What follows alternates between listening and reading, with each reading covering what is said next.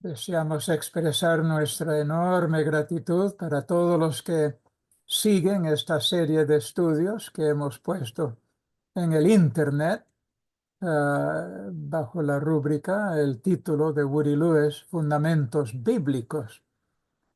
Hemos estado en última instancia desarrollando una serie de estudios, corta serie, sobre el libro fascinante del Antiguo Testamento, cuyo nombre es Eclesiastés. En este estudio, que es el tercero de esta serie sobre Eclesiastés, vamos a dar un resumen de cada una de las secciones de este fascinante libro. Este es un libro escrito por el hombre que fue concedido la medida de sabiduría máxima que jamás haya tenido un ser humano. Dios, cuando nació este niño, mandó por el profeta Natán que le llamaran Jedidías. Su madre, sin embargo, le dio el nombre, según el texto, parece que es la forma en que lo entendemos, de Salomón.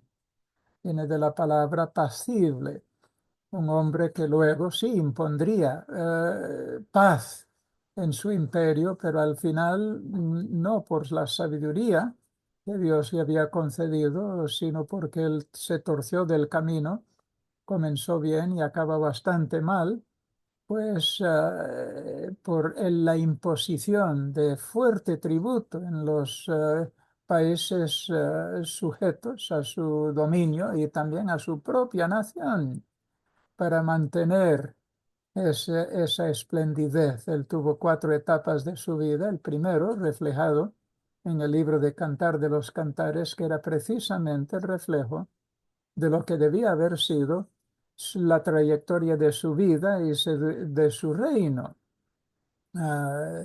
Cantar de los Cantares refleja el amor que él debía de haber reducido o limitado a una sola relación, una sola mujer, pero al final para conseguir mayor impacto en su entorno y mayor influencia en las naciones, pues multiplicó su harén, casándose con princesas de todo tipo y de todas partes, y eso le hundió completamente. Dios quería haberle elevado. Entonces, primera etapa, primera década más o menos de su reinado, pues reflejado en Cantar de los Cantares. Y luego, Proverbios, otro libro de enorme beneficio, especialmente para la juventud, que muestra el impacto, la realidad de su verdadero talante de sabiduría. Pero luego entra ese periodo donde lo único que le interesaba era mantener el esplendor, la esplendidez de su reinado. Y ahí es donde ya se fue a pique para luego en el tercero, la tercera etapa de su reinado. Y ahora estamos reflejando sobre su pensamiento en la cuarta fase de su reinado en este libro de Eclesiastés. En Eclesiastés tenemos el libro, está realmente dividido en dos partes, primeros 6 capítulos, tiene el énfasis del resultado que tiene en la vida de una persona que solo sigue la visión horizontal de la filosofía humana, la frase debajo del sol, no tomando en cuenta a Dios ni en su revelación. El Salmo 138 nos recuerda que Dios ha puesto por encima de todas las cosas su palabra, su nombre y su palabra. El nombre de Dios consta de todo lo que Dios es en sí y su palabra de todo lo que Dios ha revelado para que el hombre conociese todo lo que es posible conocer. Entonces es un recuerdo de lo que debe estar haciendo el hombre. Ahora, la visión horizontal de la filosofía humana, en los primeros 6 capítulos de este libro, pues es una visión horizontal mirando las cosas como el hombre se las imagina. por carencia del Espíritu Santo, que es fuente de la sabiduría. Y por eso hay una advertencia fuerte contra esa filosofía puramente humana. Y luego hay en esta primera parte, pues cuatro secciones que vamos a resumir el contenido.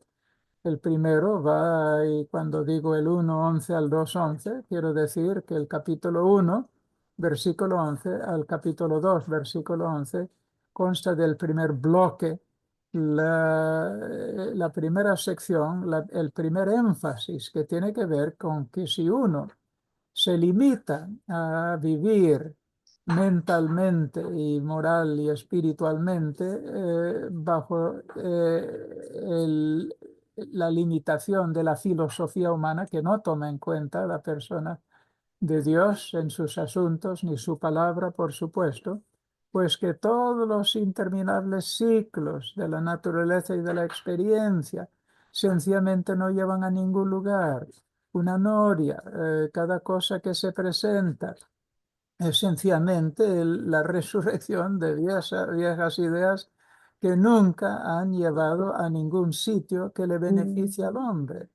Y esto es lo que indica esta primera sección. La vanidad y el sinsentido traen insatisfacción a todo aspecto de la transitoria experiencia cíclica debajo del sol. Todo es puramente una repetición, una y otra vez, sin avanzar, de las filosofías de los hombres. Hay miles de filosofías, algunas que han calado más hondo que otros, pero todos acaban en lo mismo, los placeres que incitan, pero luego no satisfacen, las riquezas que se acumulan, pero no satisfacen, los logros que uno alcanza y luego siente exactamente igual como sentía antes de lograr ese logro, ese éxito. Entonces, por eso estas cosas muestran que la vida sin tomar en cuenta a Dios, pues no tiene ningún objeto, no tiene ninguna meta a lograr, a que optar, a que dedicar. Lo más precioso que tiene el hombre es su vida. Y luego pasamos a la segunda sección, capítulo 2, 12, al capítulo 3, versículo 15. Y se puede resumir en la frase, el fastidioso afán no recompensado, por oportuno que pareciera, cuando uno no toma en cuenta a Dios ni a su palabra. Es puramente un afán que fastidia, que agota, y no hay recompensa que le valga la inversión del tiempo y de la energía de su alma.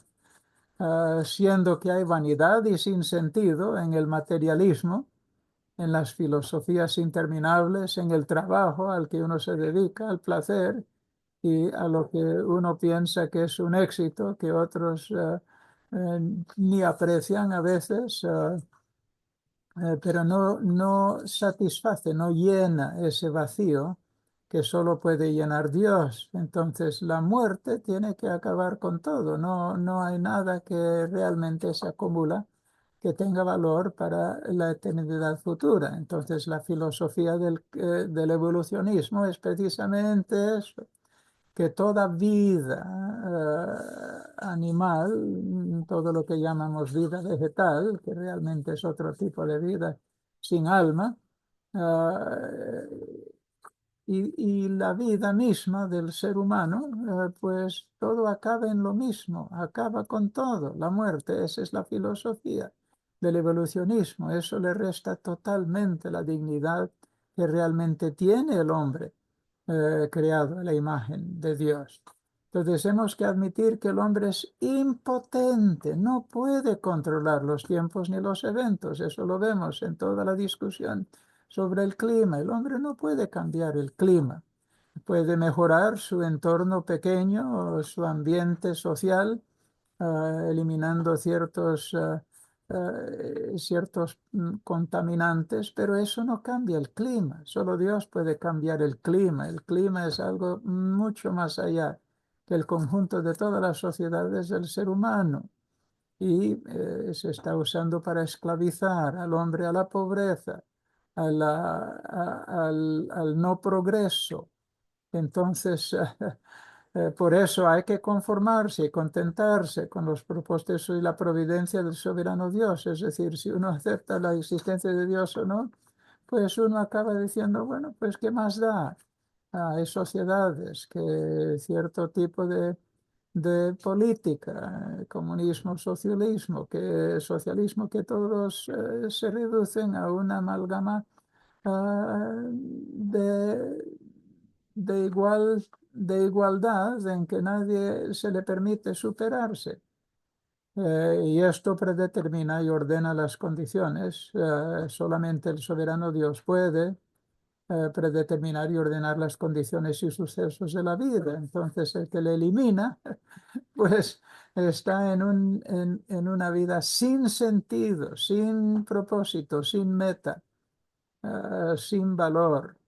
El impositor superior, que es Dios mismo, es el único que puede dar valores perdurables sobre su pueblo. Cuando le eliminas no hay valores perdurables. Y luego la tercera sección, que va del 3:16, capítulo 3, versículo 16, al capítulo 5, versículo 7, ese bloque, pues podemos resumir que hay que sospechar de la filosofía humana porque las inequidades que hay en el mundo, pues vencen a la motivación a ser excelente. Si no lo vas a alcanzar, pues ¿para qué intentar? Satanás quiere atar al ser humano a la insignificancia. Eso es tristísimo en sociedades que abrazan ciertas filosofías políticas dictadas por hombres que no tienen en sí valor alguno en sus propuestas. Y por eso podemos decir y resumir el contenido de este bloque, el tercero del libro, que el propósito soberano de Dios es la única que da razón por contentarse en medio del afán presente ante la muerte que allana a todos. Todos mueren. Pero solo Dios podría. Y si le eliminas, entonces ya ha eliminado todo propósito por vivir excelentemente. Y ahí es lo que es la puerta ampliamente abierta para ir al crimen, a la disolución moral de la sociedad. Entonces, solamente incluyendo el conocimiento de Dios, pues da sentido al juicio futuro respecto a las inequidades de la vida en relación con la opresión malvada, la labor onerosa, la fama que va y viene, y la religión formalista, que no nos acerca a Dios para nada. Y esas son las conclusiones que uno tiene que llegar cuando uno solamente tiene a su alcance la filosofía humana sin tomar en cuenta a Dios ni a su revelación. Y la cuarta sección en esta que pone énfasis en el resultado de seguir puramente y exclusivamente la filosofía humana, es la que va del capítulo 5 versículo 8 al capítulo 6 versículo 12. Y esto concluye los primeros 6 capítulos del libro. Pero en este bloque hay perfidia por todos lados, hay engaño y hay socavación de todo lo que es el valor del ser humano y la insatisfacción también de todo lo que hay a mano y son los bienes acumulados, el materialismo. Y ese materialismo va y viene como las olas de la mar y no satisfacen a la postre. Y en este bloque podemos resumir el argumento diciendo que por cuanto hay consuelo ante la opresión y retribución al malo, al avaro, y es vano acumular riquezas. A fin de cuentas todos vamos a tener que rendir cuentas y si son riquezas mal habidos, pues ¿para qué lograrlos si no nos van a beneficiar espiritualmente? Y también requieren fatigoso esfuerzo. No satisface los deseos si te limitas a lo material. Son perjudiciales al alma. La Biblia lo dice. El que ama lo material, pues es en perjuicio de su alma. Y no benefician a los hijos realmente. Y ajenos son los que se apropian a la postre de de estas riquezas acumuladas, estos bienes logrados sin tomar en cuenta o sin invertirlos en las cosas que honran a Dios. Y tampoco estudiando y abrazando filosofías de cualquier tipo, filosofías humanas, no atenúan, no aplacan, no suavizan esa desilusión. Entonces, la conclusión, si no tomas en cuenta a Dios, bueno, pues sea que le comiences a tomar en cuenta, ¿no? Pues es mejor conformarse con cierto grado de gratitud con las dádivas que Dios permite y a la postre, pues este es el camino para comenzar a tomar en cuenta a Dios. Dios es el que los permite o los que los prohíbe, el que lo corta la posibilidad. Y pues hemos de disfrutar del comer y en el beber y en el quehacer de nuestra vida sin luchar por cosa que valga más. Y pones a un lado la existencia de Dios y la primacía de Dios y de su palabra, ya que no hay sentido fuera de Dios en esta vida efímera, es que no lo hay. Absolutamente no lo hay. Bueno, cuando uno llega entonces a la mitad de este libro de Eclesiastés, pues ya comienza a reconocer que hay una sabiduría. Esa sabiduría lo tiene que revelar Dios y lo ha hecho en su palabra. Y por eso ya comienza uno a sentir ya que las cosas van girando en el sentido correcto. Después de hablar de todo lo inalcanzable para satisfacer el alma, que solo puede satisfacerse en Dios a través de su palabra, pues entonces ya comienza a meditar y tratar de buscar una explicación con una visión vertical, no puramente horizontal. Y esto es entendiendo las cosas como Dios las revela por la presencia del Espíritu Santo, que es fuente de sabiduría en su palabra. Entonces debemos aconsejarnos de la sabiduría divina revelada en la palabra de Dios por causa y en el primer bloque nos habla de la humana maldad. Hemos de tener que llegar a la conclusión que todo lo que produce la mente del hombre conduce para el desmoronamiento del alma del hombre. Entonces, si reconocemos que todo lo que hay en nuestro entorno, hay la maldad que brota del corazón, de lo más interior del corazón del hombre, su naturaleza con la que nació, pues entonces comenzará el hombre a tener razón de traer orden y equilibrio y eficacia a su vida. Y es lo que debes hacer si has seguido la filosofía del ser humano y las ideas sin tomar en cuenta a Dios ni a su palabra en la Biblia.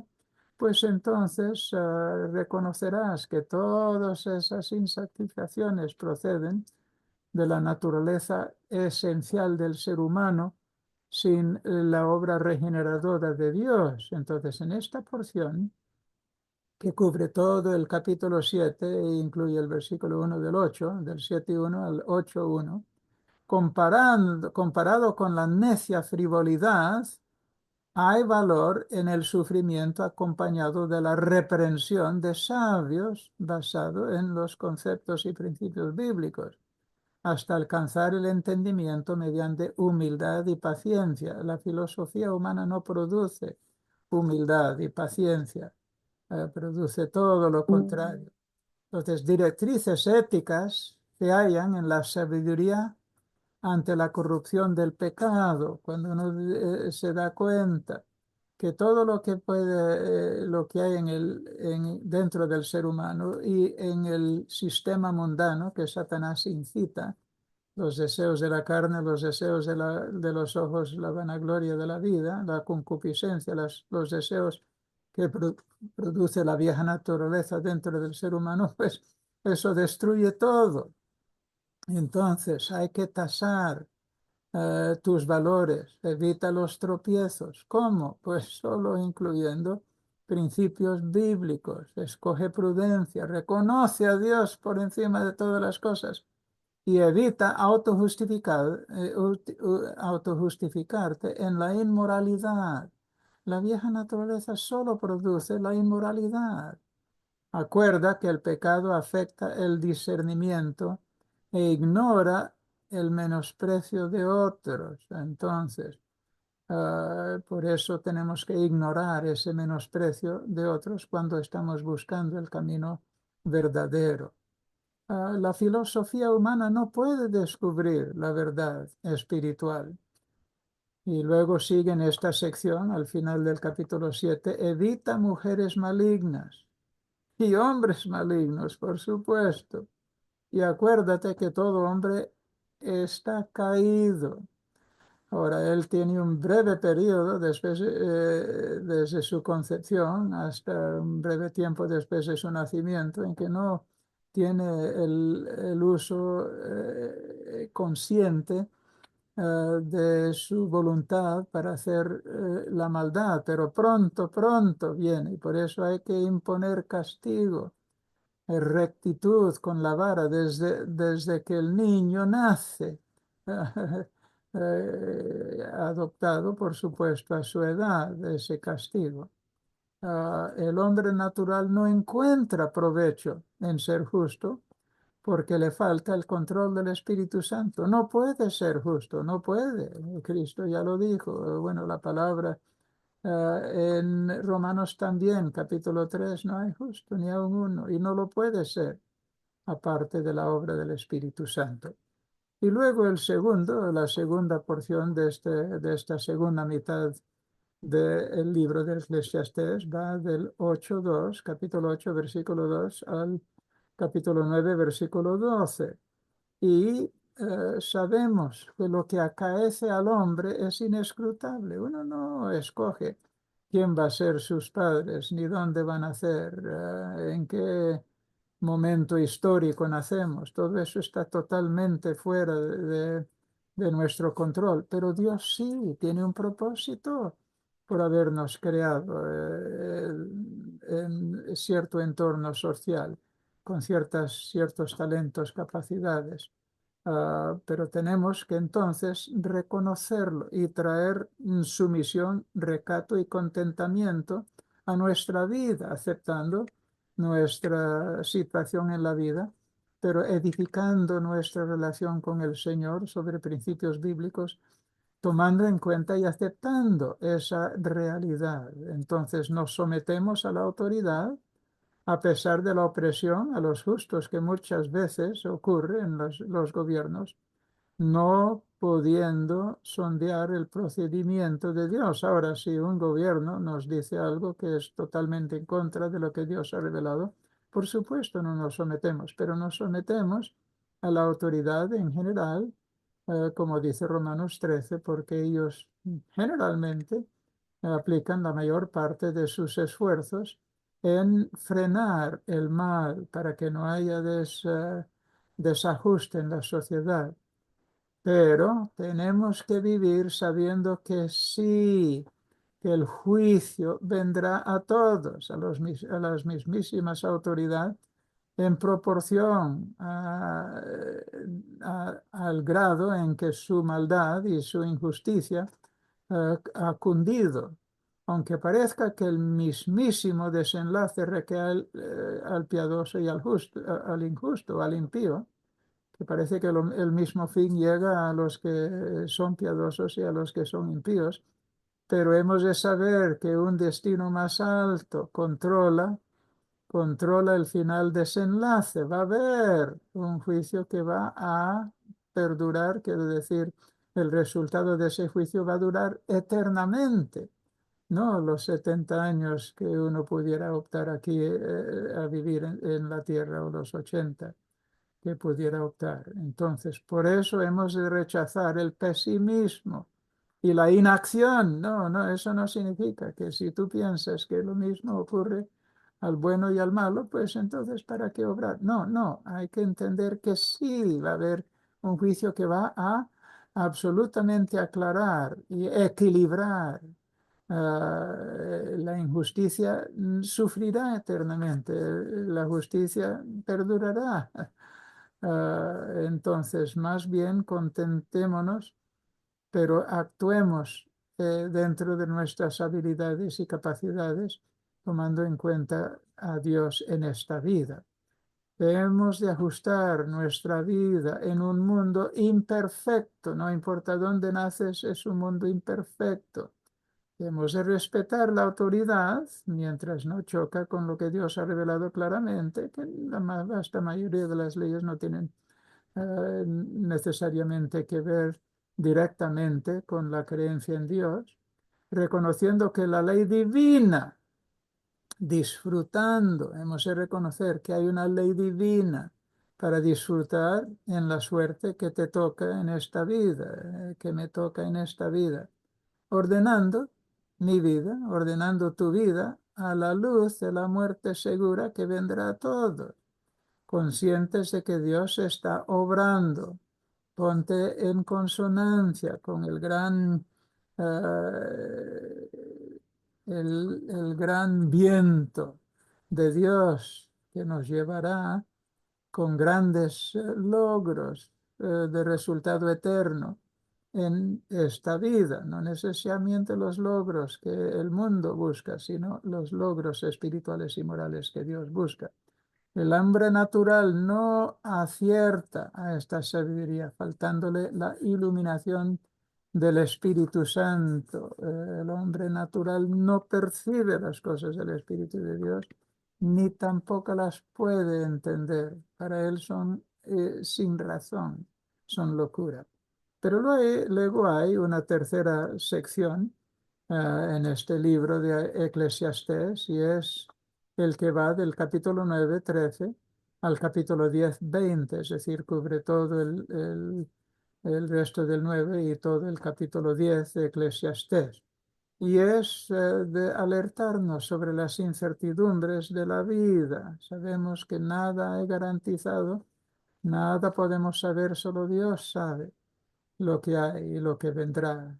Y Él ha revelado cómo vivir en esas consecuencias, en consecuencia de la realidad de las incertidumbres de la vida. ¿Qué debe traer a nuestra vida?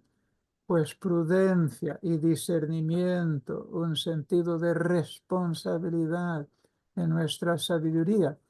Para resumir el contenido de esta sección, la séptima del libro, pero la tercera en esta segunda mitad, la sabiduría es de gran valor al saberla aplicar al gobierno. Y eso es lo que primero comienza diciendo en el 9:13.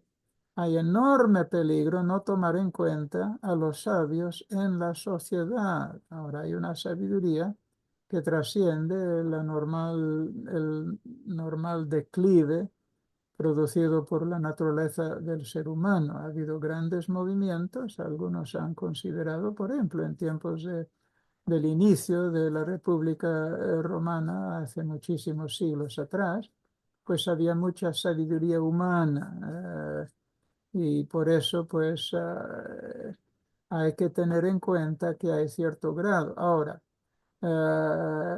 hay que aplicarla de forma debidamente a la sociedad, porque la sabiduría es el máximo recurso de un pueblo y abre el entendimiento del final reajuste de las discrepancias preocupantes dentro del soberano gobierno de Dios. Dios es el que va a imponer rectitud en todos los aspectos. Nadie, según el ambiente en que nació y que tuvo que vivir, está a desventaja si toma en cuenta a Dios y a su palabra, final y exclusiva realmente fuente de sabiduría, por mucho que viviendo en conformidad con la voluntad de Dios le cause ciertas desventajas en esta vida.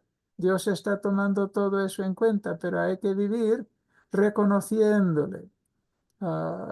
Entonces, la insensatez, el antisabiduría, la antisabiduría, llevará su pago, la exaltación de los injustos, y tantas veces hay gobiernos que elevan, que exaltan a los injustos,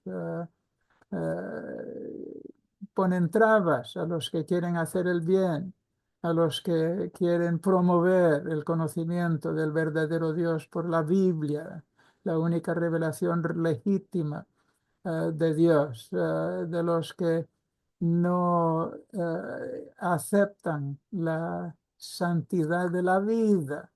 Hay gobiernos que exaltan a aquellos que han inventado esta filosofía. Bueno, ellos tienen una conciencia y saben que no pueden destruir la vida desde concepción adelante. También el bochorno, que es la depravación sexual y en su manifestación en el hogar, en la base esencial de la sociedad, que es el matrimonio, un hombre y una mujer. Todos esos que violan estas normativas y socavan los principios que hacen grande a una nación, todos estos son exaltados, están siendo exaltados los injustos. Pero esa exaltación de los injustos y el abatimiento de los justos se va a rectificar. A veces en esta vida ya se ha visto en tiempos no demasiado remotos, en tiempos de los nazis, de los soviéticos, pues uno ya se da cuenta que se va a rectificar. Eso no puede perdurar para siempre. Hay un dicho en español que no hay mal que 100 años dure. Bueno, pues es la tendencia de que la injusticia, el mal, poco a poco va cayendo por su propio peso. Los proyectos impíos se van a trastrocar. Los designios de dirigentes necios les va a venir encima, tarde o temprano. Y así lo ha sido a lo largo de toda la historia. Sin revelación divina, a través de su palabra, la Biblia, y Dios se ha revelado durante toda la historia de diferentes formas, pero es Dios el que se está revelando. Sin revelación divina solo hay confusión de vida. Solo Dios sabe exactamente la máxima ordenación para traer máximo bien a la sociedad. Siendo que la muerte es tan segura, pues sé prudente. Acepta contratiempos. Acepta que Dios está de por medio. No te fíes en insensatos. Sé responsable. Este es el mensaje de este tercer bloque de la segunda mitad. Y luego, para terminar, hemos de confiar en la sabiduría humana que revela al verdadero Dios a través de la verdadera revelación por escrito, que es la palabra de Dios. Y está por escrito para que nadie dude. No son sencillamente las imaginaciones imaginarias de los sueños de alguien que luego lanza una religión. No, está aquí, entre manos, para hacer todo lo que hace falta. Y esto cubre, este último bloque cubre los dos últimos capítulos de Eclesiastés. El resumen puede ser que los procesos envejecedores de la vida nos toca a todos. Todo lo que hay en este mundo, desde la caída de Adán y Eva en el pecado, todo es ir hacia abajo, desmoronamiento, degeneración. Todo lo que hay en nuestro entorno se va envejeciendo. Todo lo que hay en el universo creado, ¿qué debe traer a nuestra vida? Entonces, saber que todo envejece, todo se va caducando, todo se va desmoronando, pues debe traer a nuestra vida diligencia, aprovecharse del tiempo, no malgastar ni un segundo de la vida, y traerá benevolencia y entereza a tu vida. Hay que vivir de formas que agradan a Dios, o si no, de nada sirve estar respirando, viviendo en esta vida. La filosofía humana es vanidad porque sin vida espiritual no tiene sentido ni la vida ni la muerte. tiene sentido. Ahora, ¿dónde comenzamos? Comenzamos en la niñez y en la juventud. La juventud solo aporta ventaja si marca el inicio del conocimiento del Creador. Acuérdate de tu Creador en los días de tu juventud. ¿Por qué? Porque si no los haces, vendrán días malos de los cuales dirás, no tengo en ellos contentamiento. Desde la juventud. Si no eres joven en este momento, comienza donde estás. Es el primer día del resto de tu vida, de tu existencia. Ah, siendo que la vejez traerá quebrantamiento y amargura, si hubo desconocimiento o no tomar en cuenta al Creador ante el cual todos vamos a tener que rendir cuentas. Por eso nos creó a su imagen. Nos dio capacidades para servirle en esta vida y el resultado de esta vida se proyectará a la eternidad donde ya no hay fin. La sabiduría es de gran valor. Acuérdate que el que escribe estas palabras de Eclesiastés era Salomón, el que se le concedió esa capacidad de perspicacia sobre todos los demás seres humanos. Y ahora llega a la conclusión, después de estar hablando del sinsentido en la vida, cuando uno solamente sigue la filosofía humana, que no le lleva a ningún sitio, espiritual ni moralmente.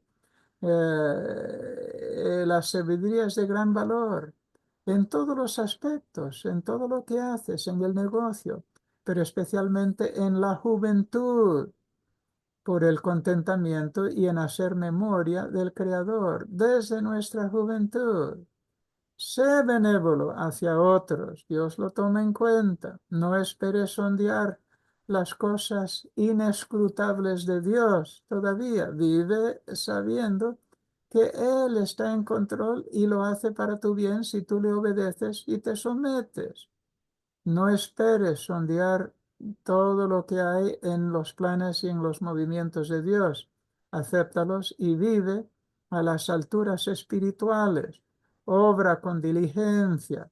Evita placeres fatuos. Ay, el mundo nos ofrece placeres que no tienen absolutamente ningún valor. Honra a Dios desde tu juventud. Si no eres joven, comienza ahora. Este es el primer día del resto de tu eternidad de existencia. Sigue la benevolencia y el contentamiento en toda actividad. Regocíjate en la sana y sabia juventud, si puedes, si has podido.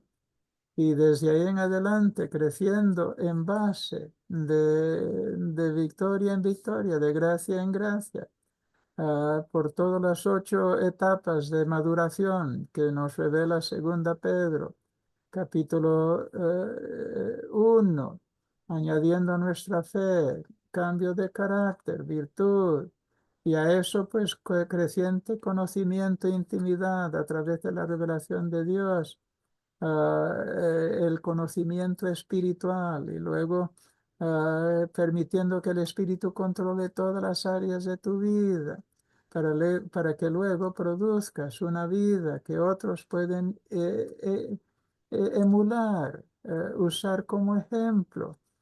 Siguiendo el ejemplo, por supuesto, máximo de Cristo Jesús, y ya verás cómo eso cambiará en tu entorno, personas que te conocen, tu misma familia, y al final en la iglesia misma se disfrutará de las máximas cotas del amor ágape de Dios.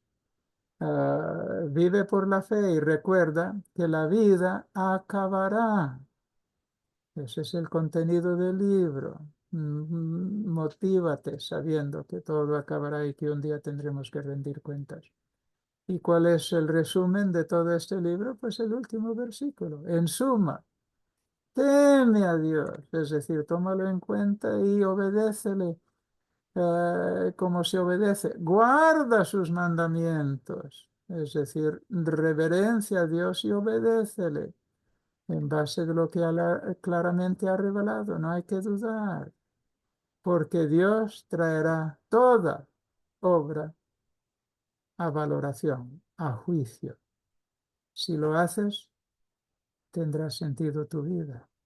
Y luego tendrás privilegio, responsabilidad y galardón en el reino eterno de Cristo Jesús. Si no le perteneces, no vas a ser parte de ese reino. Va a ser una pérdida absoluta, eterna. No va a haber nada que dé absolutamente ni el más mínimo atisbo de valor a tu vida. Acepta a Cristo hoy si no lo has hecho antes. Reconoce lo que Dios dice de ti. Por cuanto todos pecaron, todos están destituidos de la gloria de Dios. ¿Y cuál es la paga de pecado?